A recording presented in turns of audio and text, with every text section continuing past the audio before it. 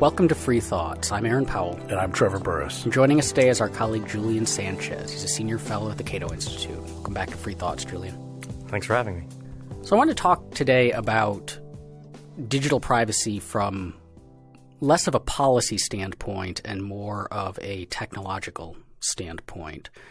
So to do that, maybe we'll start with the question, when we're online going about our regular day of browsing the internet and watching Netflix and shopping and doing whatever else we do, what kind of data are we creating and having recorded places that we might not necessarily think about? Sure. Well, let me answer that in a kind of broad 30,000 feet way and then in a more specific way.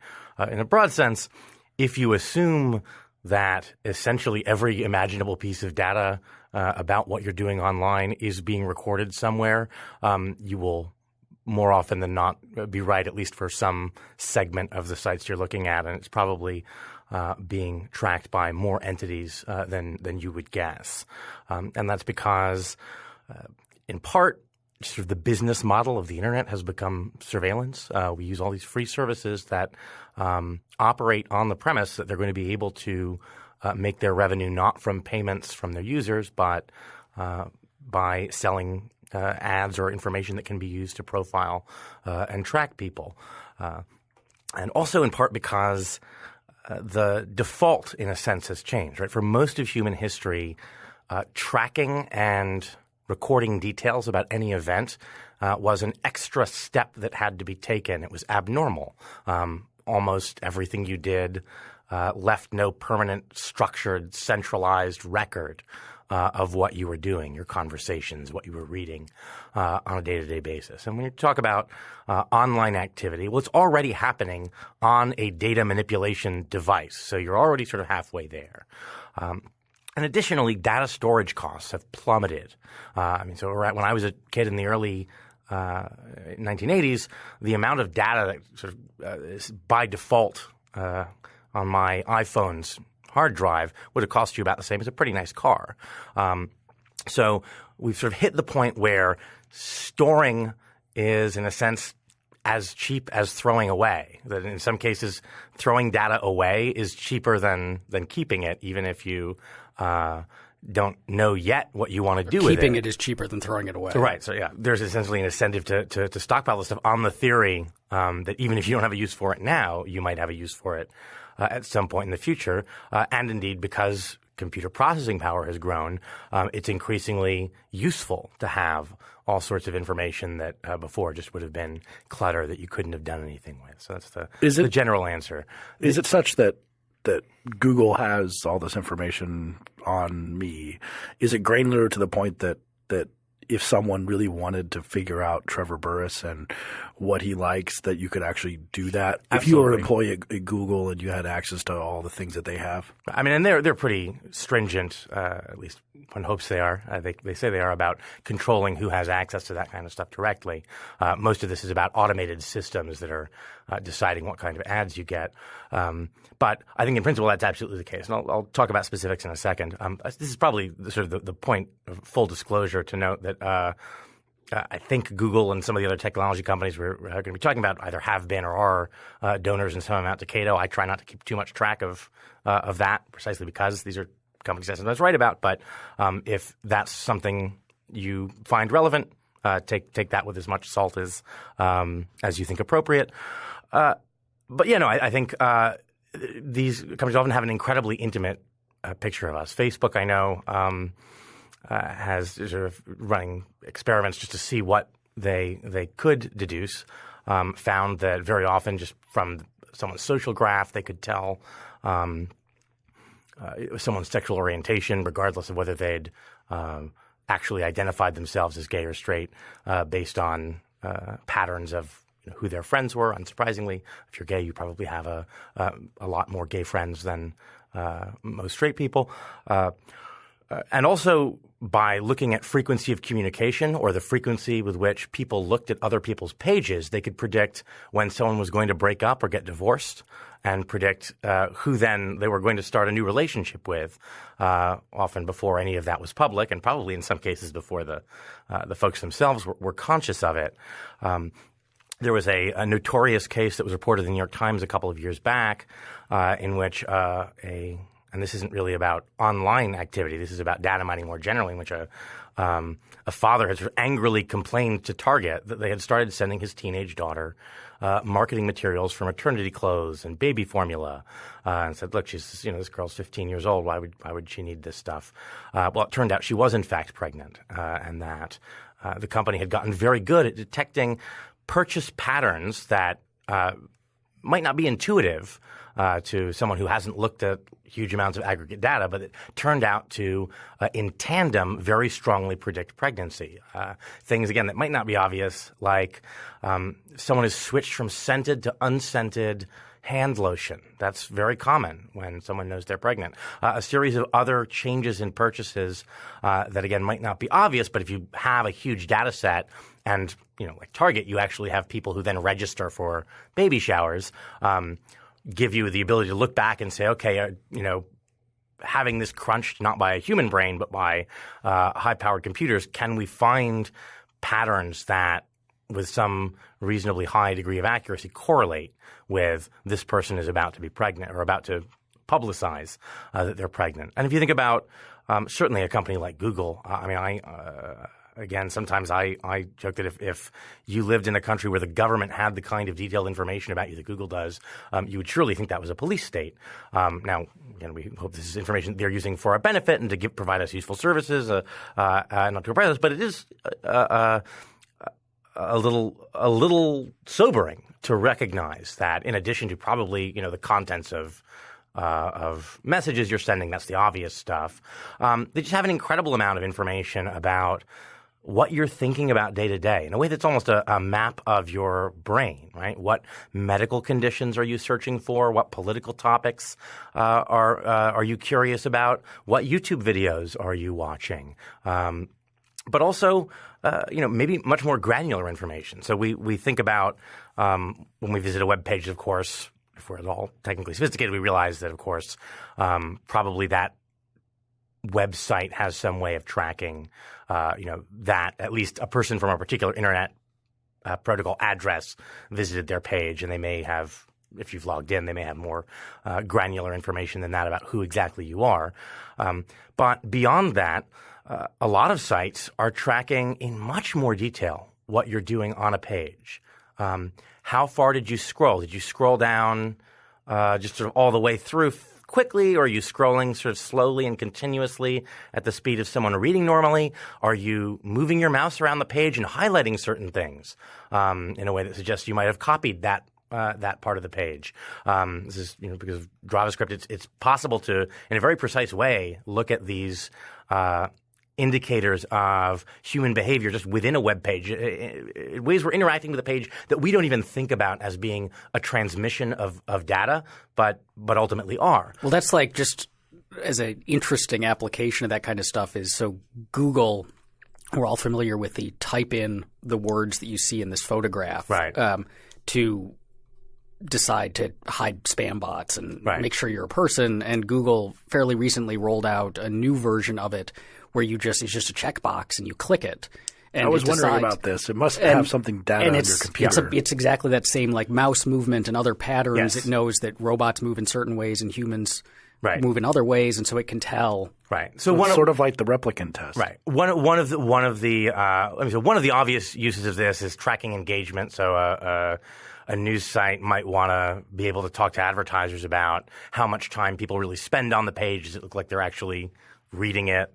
But also, right, telling the difference between an automated scraper or some kind of bot that may be either ripping the content off your site or just probing your system for hacks versus an actual human being engaging in a normal way with the site. For security purposes may be extremely useful. And increasingly, some of the most sophisticated sites are doing exactly that, are tracking to tell the difference between a human who's actually reading the page and interacting with it the way a human would, and an automated system that, of course, is not reading the page because it's just sort of scanning everything quickly. So that kind of information can provide pretty granular data. In principle, you might imagine being able to use that for more specific kinds of fingerprinting. And oftentimes data about what pages you're looking at and how that might connect to other pages you're looking at is not just something that can be seen by the page you're visiting. So if you load up a page on the web, very often you'll see maybe a flash video or a flash ad or other kinds of images that are advertisements for different sites. Usually those ads are not loading up from the site you're visiting. They're loading up from some third-party site. So essentially, imagine that square of space on the web page is essentially saying, pull in content from somewhere else on the internet, and that's what's displaying. But because your computer is then connecting to that somewhere else, the ad is loading up for, that other site may have the ability to track your activity across a series of different pages. So even if you're not logged into a site, it may be that because you're connecting to a series of different sites, that the advertisers are still able to profile you and connect your activity on one part of the internet with what you're doing on a different part of the internet. Perhaps that is in fact tied to your real identity. So that means that even if you think you're operating anonymously, look, I just loaded up this page on the New York Times. I didn't log in or anything. I didn't give them any information. If you have not taken steps to counter this, it's very likely that any number of advertising networks and data brokers are still able to add that particular web page visit to the bigger profile they have about you. So this sounds creepy. Partly that's because the use of this stuff is advertising and commerce is kind of turning us into money for the various outlets. But it also sounds profoundly useful. Like if I had, let's say I had access to the data that Google is gathering on me, I could imagine this, Google could tell me you may be coming down with you don't know it, but you've been showing symptoms of this thing going wrong, or your mental state is this. Depression, suicide, things like that. Yeah. Is all of this stuff being kept just for advertisers, or are we moving in a direction where we could personally gain more use out of this kind of big data mining about ourselves as individuals? Sure. I mean, there's an entire movement called the quantified self movement that is precisely about people who enjoy what's sometimes called life logging, or really granular measurement of one's own activity. And there are, your steps, right? I mean, look, we strap on Fitbits or other kinds of biometric devices that will tell us, right, how much we walked today, how many calories we might have burned. It may be awkward if you're wearing it during, intercourse, for example, and that shows up as a strange spike in your there was just a murderer life dialogue. But for just by a Fitbit, like he claimed his wife. There was information found on his dead wife's Fitbit that contradicted his story about her location or activities, and was the thing that broke it for them charging him with murder. And I imagine that's the kind of thing we're going to see happening, with increasing frequency, just because the ubiquity of network sensing devices is growing at a very rapid rate, and there are benefits to this, both personal and social. At the personal level, it may be very useful to learn facts about when you tend to overeat, or whether in fact you're getting enough calories on the flip side, or what are the conditions under which you actually exercise as much as you want to, or just how are you spending your time? I mean, the first thing you read in a lot of sort of management books, the sort of Habits of Effective People type of book, is nobody is actually accurate just relying on their own memory about how they spend the time in their day. And so it can be very useful to realize, gosh, yeah, when I think I'm taking a 5-minute break to check email or look at the news, I'm actually losing half an hour. That can all be useful. Personally, it can be useful socially. Tracking appliance usage through smart appliances, the Internet of Things, can enable more efficient, greener energy use, so that we don't need to burn as much fossil fuel or generate as much energy to supply our needs. Medical professional medical researchers find enormously useful, big data analysis that can help them look for patterns of either interactions with medical conditions or trends in disease propagation. So, I mean, the reason this is all being done is that it is profitable to someone, which is at least a benefit to them, and often beneficial more generally, either socially or to individuals. I mean, to take the sort of the banal case, Amazon obviously benefits when they can sell me products because they know my reading and music listening and viewing habits. But it's also useful to me that, I get an email that actually is used. It's not just, a random list of bestsellers, but there are books coming out by these authors who either you like or you are likely to like because you like these other things. That's handy. I've certainly bought books or music on that basis where I might not otherwise have been aware. So there is utility to all this, and I think that's part of the reason we accept it. The reason to be just cautious, though, is just that there is nothing intrinsic to how this operates, precisely because so much of the data gathering is invisible. There's nothing that guarantees that it's being used for your benefit. And when I say it's invisible, I mean you can find out. There's a plugin, and I think we're going to talk a little bit more about sort of privacy defense technologies. But there's a plugin called Ghostery that helps block the gathering of information by third-party websites. And one of the things Ghostery can do is when you load a web page, it can tell you all the different entities that have trackers on that page that are monitoring in some way, at least, your activity, if only the fact that you loaded that page. And you will see that those names popping up again and again. And you should take that as a sign that that is an entity then that is very likely to be able to correlate the fact that you visited any page that has that company's tracker on it. That's for any Trump supporters out there.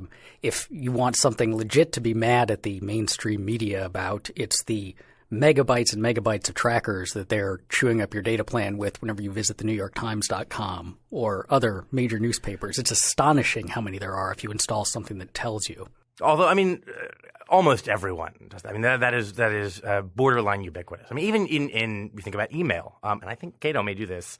So sorry to our marketing people, but very often when you get a marketing email, it'll contain a little invisible image called a tracking pixel, which essentially works the same way as ads on websites you visit. That is, it is loading that image from a third-party site from some either Cato itself or some marketing company's site that is linked to a unique identifier. So essentially it's a way of saying we know this person opened this email at this time, which then is helpful because you can have a unique ID associated with a link in the email so you know did they open this, and then if they opened it, did they act? How many people just deleted it without reading it? You can shut this off. Most email clients have an option somewhere to disable, usually says load remote images. This is one of these things that you may have seen in your settings, but if you don't know why it's there, you might just think that this is something that's to save time loading stuff. It's actually a privacy feature. It's usually not marked that way. So even if you've noticed this in your settings, if this isn't something you are pretty focused on, you might not have realized that that's not just a a download saving feature, but a privacy feature. I want to ask about some things that are not – well, they're still the internet. Everything is the internet now. It seems the internet of things. But you ask about the Juicero juice maker? Of course, the Juicero that needs to know that you're Wi-Fi – what is it, Wi-Fi connected? It's the juice maker that only works if you're connected to Wi-Fi? Yes, of course. But no, I want to ask about Alexa and your smart TV and all this sort of idea that Alexa is always listening or your TV is always listening and more things are going to be listening to us as it goes on. Is this something that they're also recording? I mean, is it listening to the point – do we think that they're listening to the point that they have our entire conversation somewhere that we have in my living room somewhere on a database at Google headquarters, or is it just listening for its name? Right. So in theory, And if you are technically inclined, I suppose you could run Wireshark on your local network and look at the patterns of traffic between the Wireshark. I don't know what that is. It's a device. It's a nerdy thing that 99% of the people listening to this will not be equipped to use, so it doesn't matter. It is a piece of software that can scrutinize network traffic pretty granularly. So if you wanted to see what all the devices on your Wi-Fi network are doing, how often they're transmitting data, and where they're sending it, it can be used for that purpose. Security people often use it for sort of diagnostic purposes. But so in theory, my understanding is that a device like the Amazon Echo, Alexa, is mostly just listening for its name, and then when it hears its name, is transmitting that information back to Amazon. But you sort of have to trust if you don't know how to use something like Wireshark well, you sort of have to trust that that's in fact how it's working. I know there is a relatively recent case where Amazon was basically fighting with the federal government over an attempt to obtain their logs of someone's Alexa traffic for use in a murder investigation. Well, that could help with the timeline. It was like, I wasn't in the house. It's like, right, well, that can be useful for a number of Yeah. reasons, including, right, is this alibi plausible? Was he in fact in town when he said he was out of town?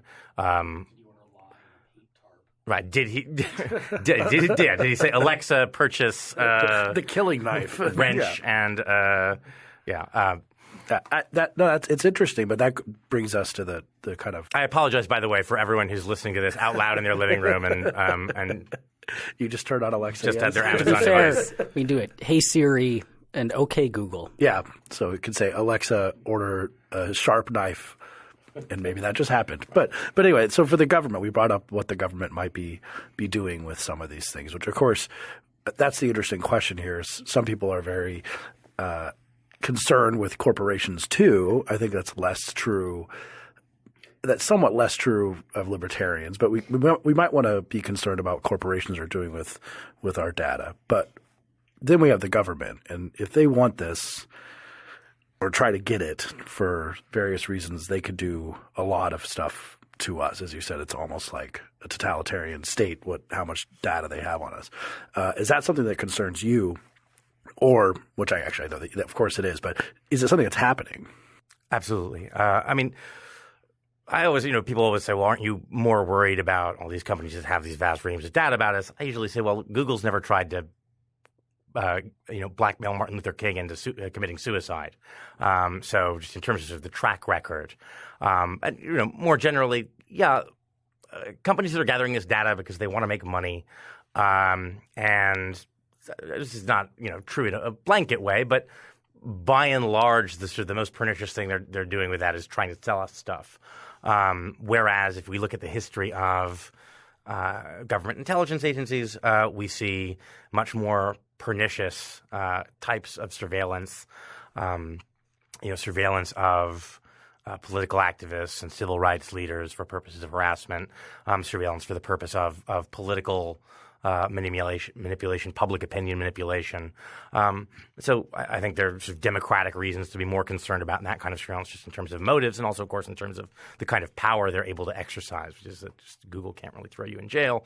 That said, current legal doctrines are such that for a lot of types of data, if a company like Google or Amazon has it, the government has pretty easy access to it.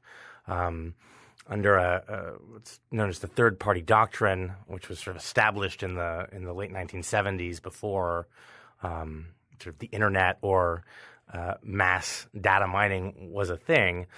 The idea is that, with probably the exception of the contents of your interpersonal communications, that is to say, exempting the contents of a voice call or a video chat or maybe an email exchange, the data these companies have about you and your activities, that's just part of their business records, is not something you have a Fourth Amendment interest in. So it can be obtained by voluntary disclosure or by a simple subpoena.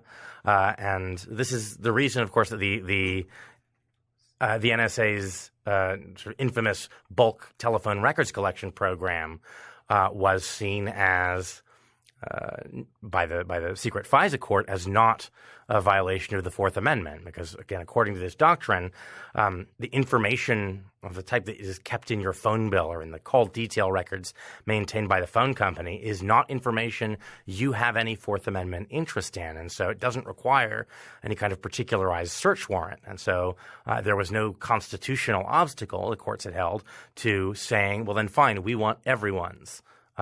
Every American's call history to be stored for 5 years for future analysis. That's not a Fourth Amendment search as far as that legal doctrine is concerned. So even if you're not especially concerned about corporate uses of it, it is worth noting the sort of symbiotic relationship between these companies and the surveillance state. One of the early Snowden revelations of how Section 702 of the FISA Amendments Act was being used involved a program called PRISM, which was specifically about the partnership of the government with major technology platforms, communications platforms, and technology companies. So basically, all the big ones were in there. So you had Facebook and Google and Yahoo and Microsoft, AOL, I think, was there. Because they understand that there is this very useful symbiosis where companies are gathering very large amounts of data for their own business purposes because it either makes them a profit or helps them serve their users better or helps them secure their own services. As in the case we discussed earlier, where you might want to profile someone's activity to tell it's a human being and not some kind of bot that might be used by a scraper or a hacker.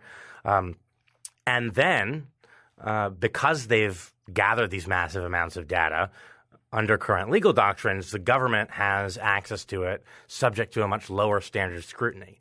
And the real rate-limiting factor there tends to be the extent to which the companies are willing and able to fight back. Sometimes, especially when it is semi-public what's going on, they will be more vigorous in trying to resist overbroad requests for information. When it's entirely secret, though, the incentives are a little bit different. The question is, are you as a company with a sort of fiduciary responsibility to shareholders going to spend time and money on very expensive lawyers to challenge a government request in front of a secret court that is probably not going to be that amenable to your challenge, and which you don't get to claim any credit for later? You don't get to say, you see, the other companies, they just gave up all this information, but we fought back. Shouldn't you be happy about that and give us your patronage? Because it's all secret. It's something that you are willing to do only, in a sense, out of pure public spiritedness, which is not how a lot of companies work. So government can be a threat in the sense that if private companies are gathering this data, it's accessible in some way to the government should they want it. Can government also help? So you hear a lot of calls for we should pass laws that would limit the amount of data that companies can collect about us, or limit how long they can store it, or require data collection to be opt-in instead of opt-out. Do you think that those kinds of laws would be valuable, or those kinds of regulations? I will say I'm a bit of two minds on this. I will say I think it is a little bit troubling from sort of a libertarian perspective how much data is being collected about people that really they don't recognize is being gathered or how it's being used, right? We may give one site some information sort of on the premise it's being shared internally for some reason that is useful to our reason for going to that site or for using that service.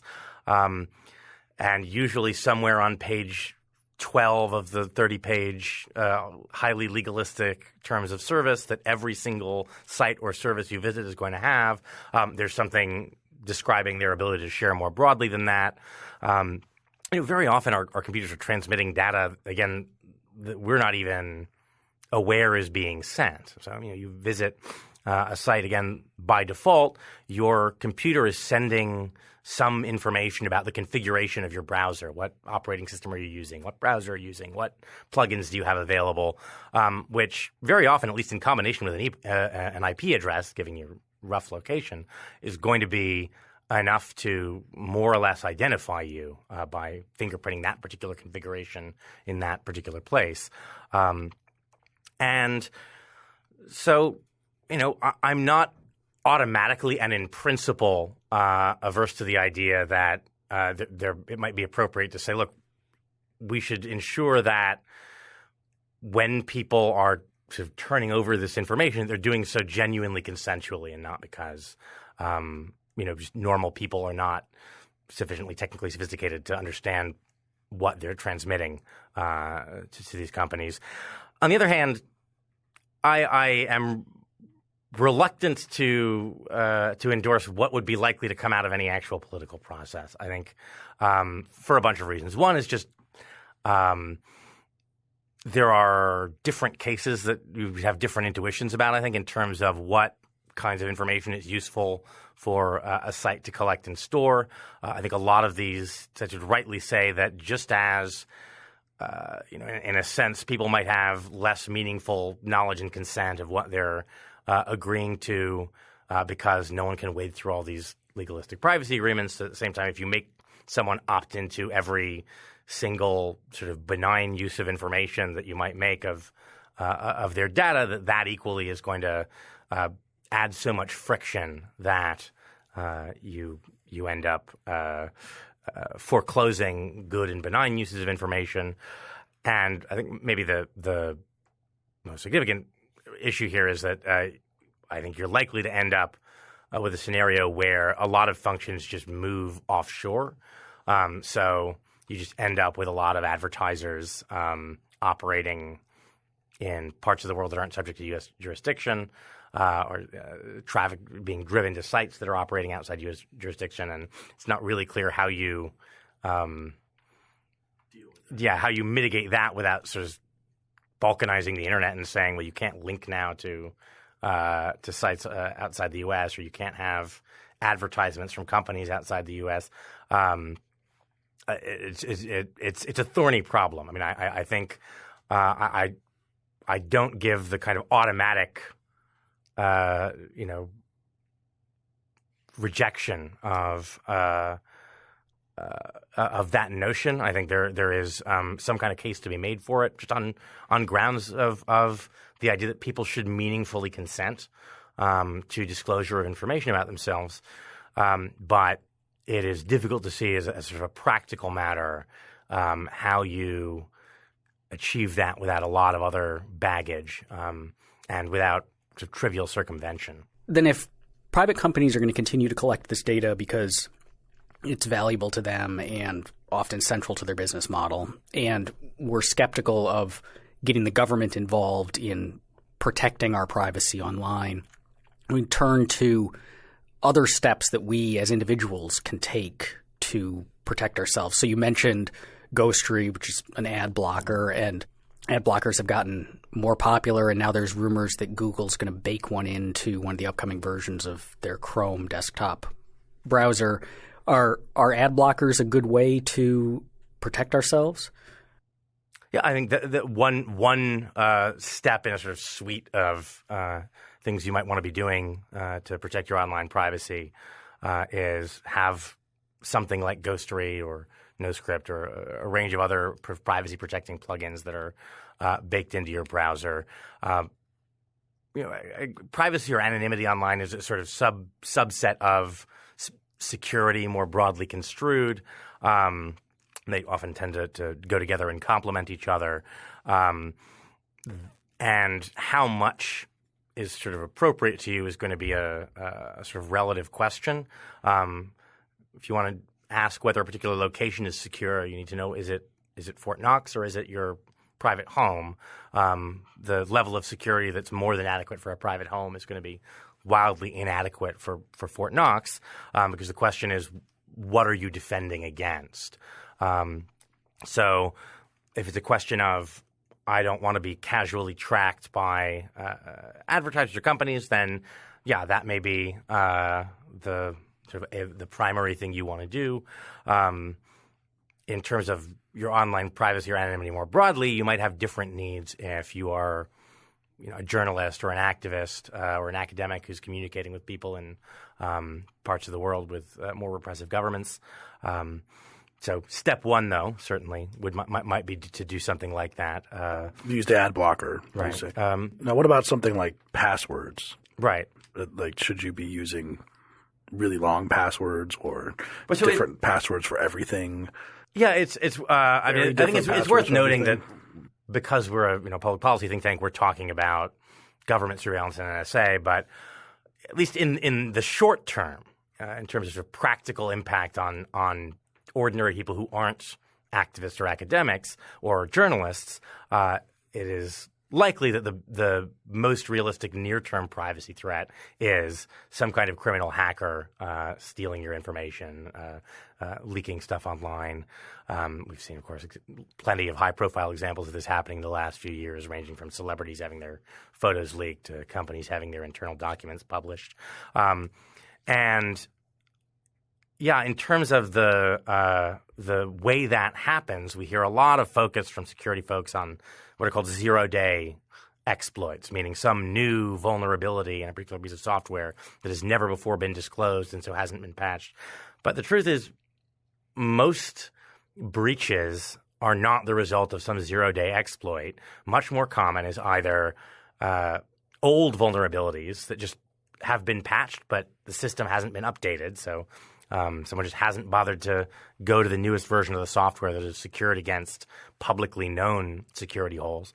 But also just password phishing or password guessing. People use weak, bad passwords, and they'll use the same password across multiple sites. The easiest way to avoid this is just use a password manager, something like 1Password. There's a whole range of these. I use 1Password, but there's a whole array, most of which are pretty good. And what do those do?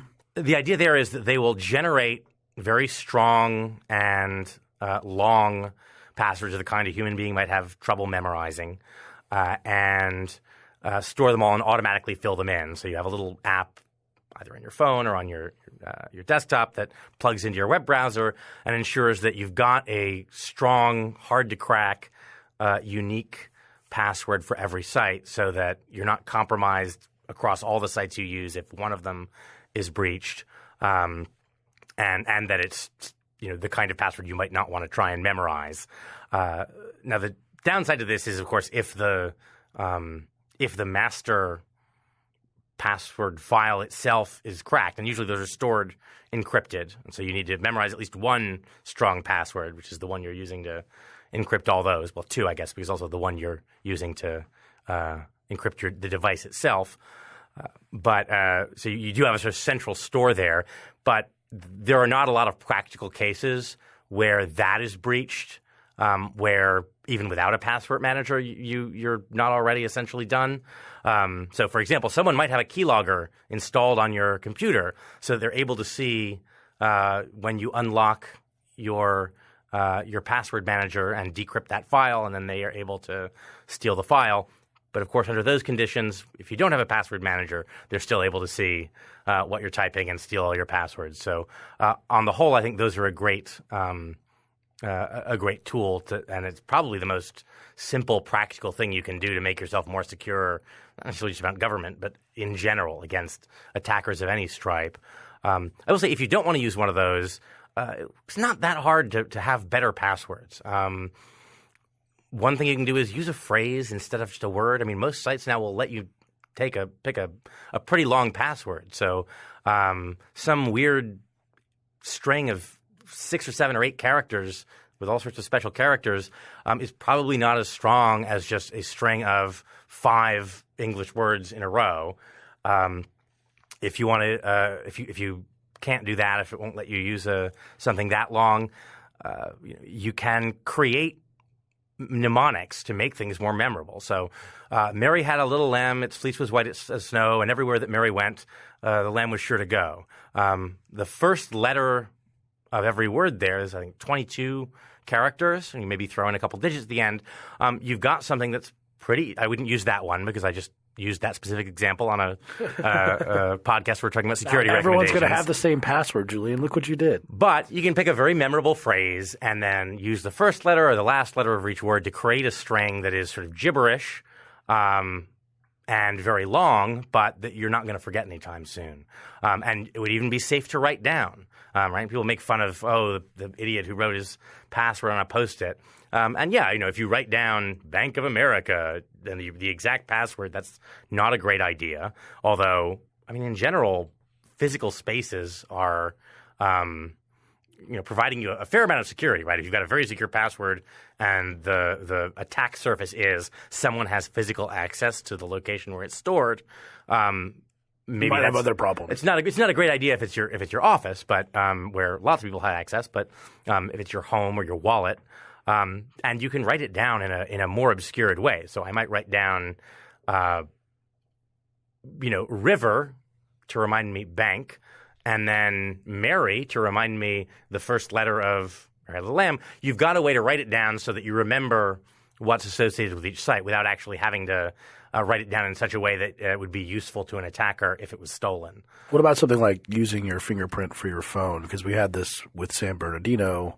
The question of can the government force you to put your fingerprint on your phone, and we have some searching at the TSA saying you're going to search phone. Should you be using a fingerprint or should you be using a passcode? Does it really matter? So the first thing to say is for the way in practice most people use devices, that device, your smartphone, is sort of the master key to everything else unless you are very, very willing to do a lot of stuff manually that most people are not. It probably has stored credentials to all your other sites. So someone has access to your phone. They have access to essentially every other secure site you're using and probably all your email. And frankly, if they've got access to your email, they've got access to everything else because just about every site has some sort of password reset function, which means you can reset the password by having it send you an email. And even if they have two-factor authentication, the most popular form of two-factor authentication, meaning they're using a password plus something else, so guessing your password isn't enough, is a text to that phone. So the sort of single biggest security hole in most people's life is their phone. So that should certainly have a very strong passcode. Don't keep it unpasscoded, certainly. And certainly, don't even use a 4 or 5 or 6 digit. You can only use 6 for an iPhone, though. That's the you can change it to you have to go into the settings. Oh, really? To say I want a long form passcode, but it's absolutely worth doing. The fingerprint, I think, is one of these trade-off things. Now, if your threat model is primarily the police or the government, one trade-off here is that. So if you're a drug dealer or something like that, so all the drug dealers listening, I know. This is a very popular podcast with narcotics traffickers, but if your threat model is primarily the government, a lot of courts are holding that under the Fifth Amendment right against self-incrimination, you cannot be compelled to cough up or enter your passcode or password, but you can be compelled, because it's not testimony, to give them a fingerprint. And I think legally that's very plausibly the right answer. But it does mean that if that's your threat model, that may create a problem. Now, this is mitigated to some extent, even in that scenario, because one, you only have so many tries of the fingerprint on the phone before it requires the full passcode. It requires the full passcode if the phone has been powered down or if it hasn't been unlocked in, I think, 48 hours. So in a lot of scenarios, even if it has the fingerprint unlock capability, by the time someone is actually legally compelling you to do so, it's not relevant because the passcode is at that point still required anyway. You can mitigate that by choosing a non-standard finger. So I won't say which one I use, but most people use their thumb. If you pick a different one, it might be a little less accurate, but it also means if someone's pushing your thumb on on the thing, whether the government or a mugger, in an attempt to get it unlocked. Because you couldn't be compelled to tell them which finger you used. Presumably not. Say, look, it's not working, man. I don't think the courts have tested that one, but frankly, look, these things are not perfect. So, would someone know whether it was just, well, you were sweaty and I didn't quite read it right, or, oh, whoops, I was really using my pinky. That said, I think on the whole, for most people, the fingerprint reader is a security benefit because it makes it practical to use a long, strong passcode if you only are going to have to enter it when you reboot your phone, which most people don't do on a daily basis, as opposed to every time you want to use the phone. If you need to punch in something every time you're using your phone, most people are just not going to, in a practical way, use some 25-character complicated thing. And even for these other security solutions like those visual patterns you sometimes see on Android phones, where you basically draw a little picture. In theory, the number of different possible combinations is huge. In practice, almost everyone uses a much, much narrower range of the possible things you might draw. A lot of people just use essentially the shape of their first initial. So that may not be as secure as you think. And also, there are other sort of attacks on a passcode that's being frequently entered. So, if you have to enter this on a device that you're using in public all the time, the odds grow, right, that either through just a person looking over your shoulder or a camera that applying some kind of sophisticated software analytics is able to tell from sort of minute movements of your fingers, or one of the what waiters you're typing in. One of the waiters at Mar-a-Lago. Or one of the waiters at Mar-a-Lago is going to be able to derive that passcode. So in terms of sort of practical scenarios, there are a lot of ways your fingerprint can be obtained, but there are a lot of ways a code that you're entering frequently can also be obtained if you're doing so in public and on a regular basis. So to the extent the fingerprint lets you choose a stronger code and you still need to enter the code whenever the phone's shut down, I think that ends up being a security benefit. The other one that we hear a fair amount about is encrypted messaging apps. So the libertarianism.org team, there's 6 of us, and we use instant message to talk instead of email because email's horrid. And we use Telegram, not just because it's the messaging app of choice for ISIS, but we like it. Is that their motto? Is that Telegram's motto? I don't believe so. Okay. But does that mean our communications are safe? Are these apps a good way to go? I mean, again, it depends what your threat model is. If your threat model is, I think that I am specifically being targeted by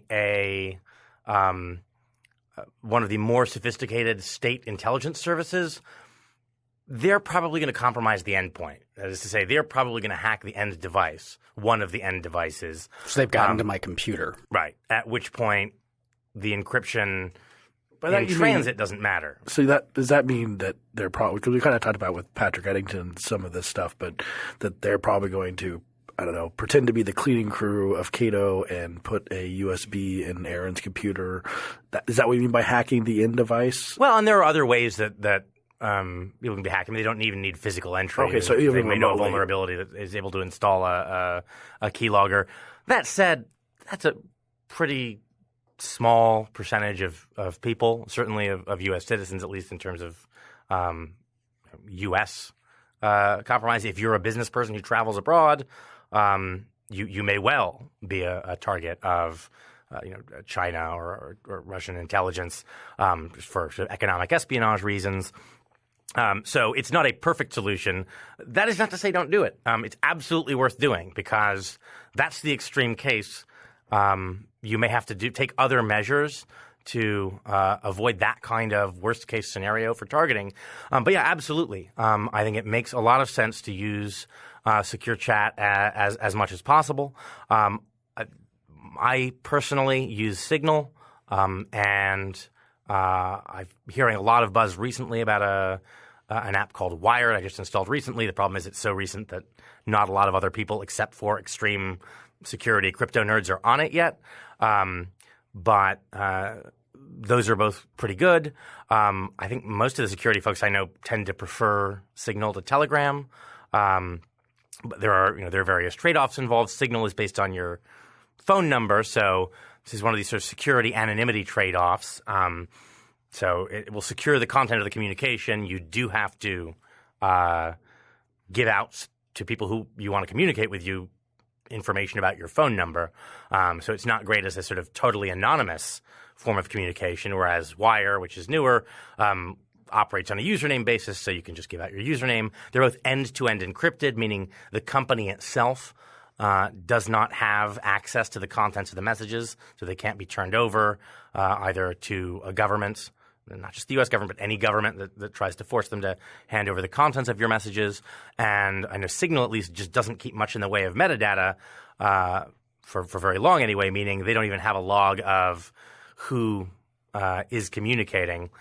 One thing I will say is it is worth it to the extent that you're using this stuff, both for your own purposes and because it provides a kind of herd immunity, to make this stuff the default and not just something you use for particular secure applications. I was talking to a friend who is a journalist and was very proud about having just installed Signal finally. He said, well, now I can have secure communications with sources. And I say, okay, so are you using this as your default for all your communications with your sources? And he says, well, no, I use it when I need to discuss something sensitive. And I say, well, then you're just wasting both of your time, because if you're communicating with all of your sources regularly through email, unencrypted email, and then suddenly you switch to Signal for one source, and then you publish a story that has some classified fact in it, it's not going to take a super genius to figure out what's happened there. The security comes from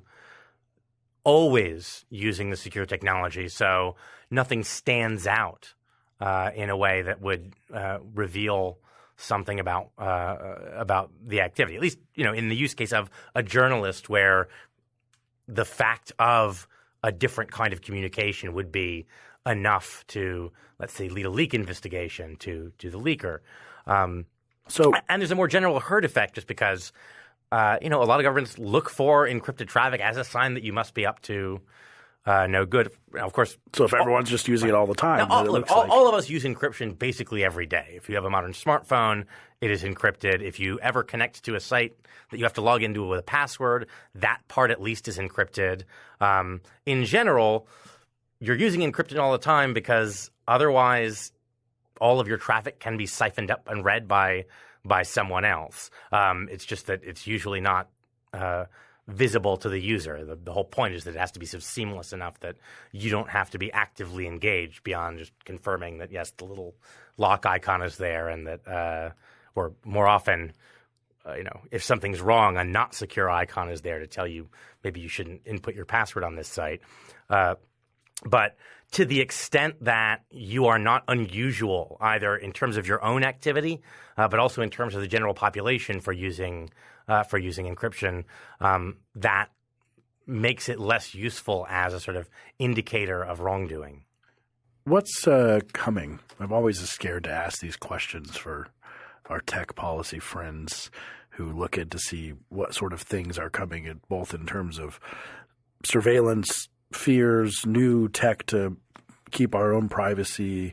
Is this going to become better? It's security better. We're going to be more secure in 10 years, or is it going to? I mean, it's very hard to predict, because we were in I think a constant sort of arms race between the data gatherers, whether it's for marketing purposes, intelligence purposes, criminal purposes, and the people who want to try and keep things secure. I think that the trend is definitely sort of in favor of the data gatherers, because it's become a lot easier to keep communications secure, but it still takes a fair amount of effort. If you want to be really untraceable or invisible, there's a new book out by the former hacker Kevin Mitnick called, I think, The Art of Invisibility.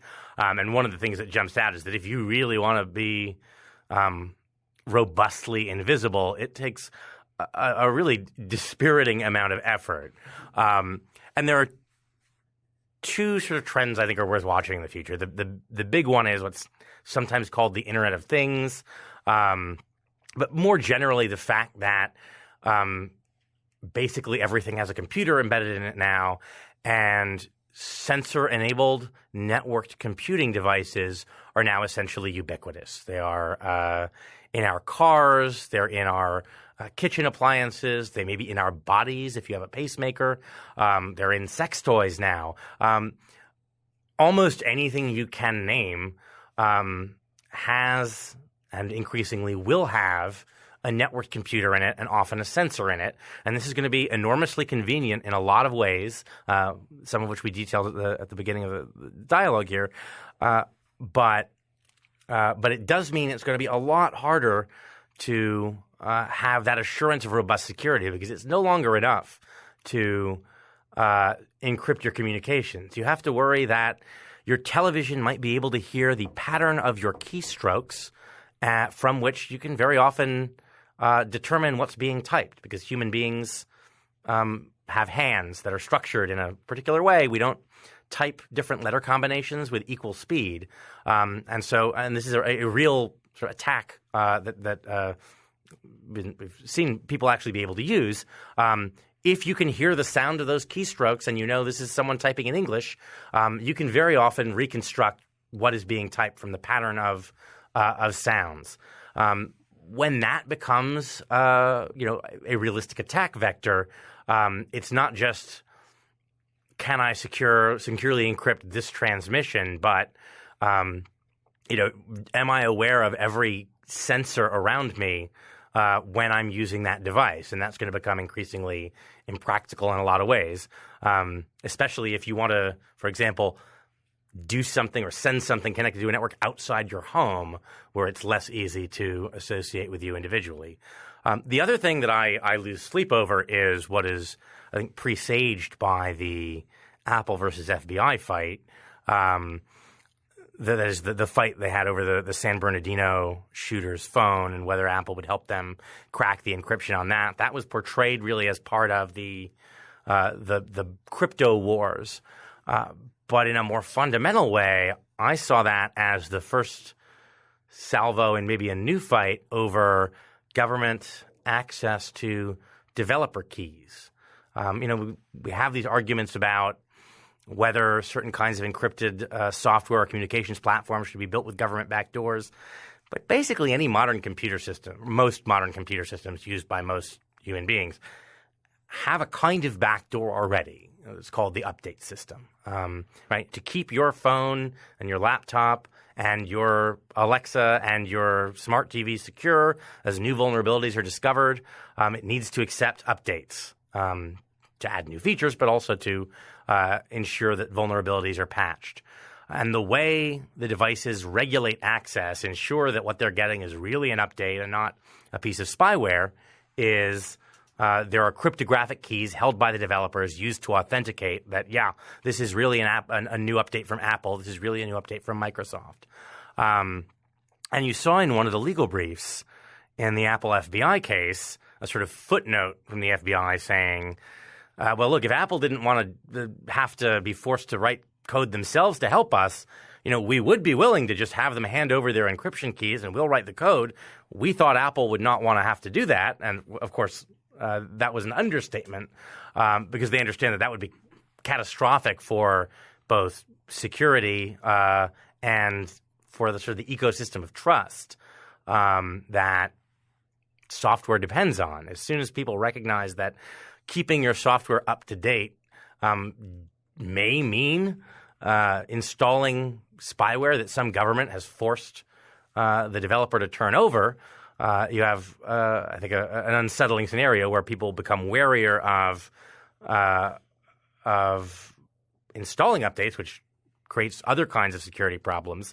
And so, sooner or later, I think some government, if not ours, China, is going to start trying to demand things like access to developer keys, which is to say the backdoors to all these devices we're relying on.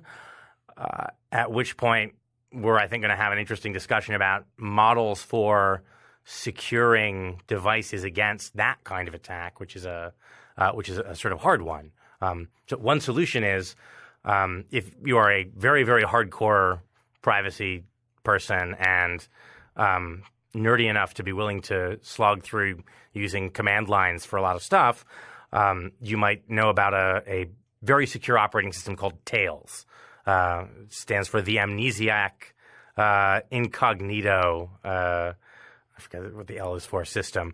And the idea here is that this is an operating system that you keep installed on a USB key that basically is amnesiac. It starts afresh each time.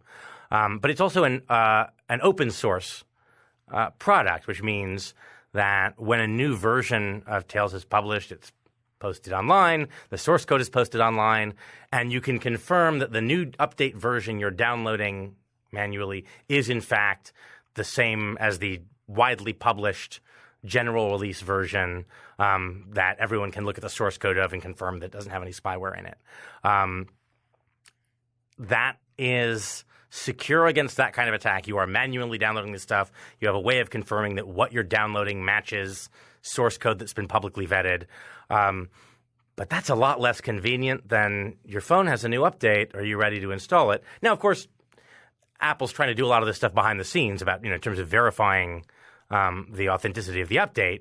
But by taking you out of the loop, you are in some sense required to trust Apple, required to trust Microsoft, required to trust Android about what you're getting. So it remains the case that serious security and privacy protection are achievable, but often come at a significant cost in effort and usability. The people I know who sort of spend the most energy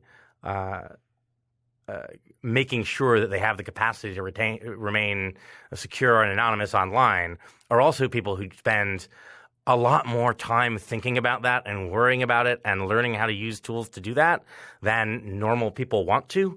So I think one of the promising trends we're seeing is that things like Signal and Wire and other sorts of applications are trying to solve the problem of making it as possible for ordinary non-super geeks to achieve levels of privacy that you used to have to know how to compile your own kernel kind of stuff to be able to practically use. But we can see there are still a lot of places where there is that trade-off where if you don't want to have to roll your own, essentially, if you don't want to have to be willing to personally get involved in manually confirming the security of something, that essentially means trusting some third party.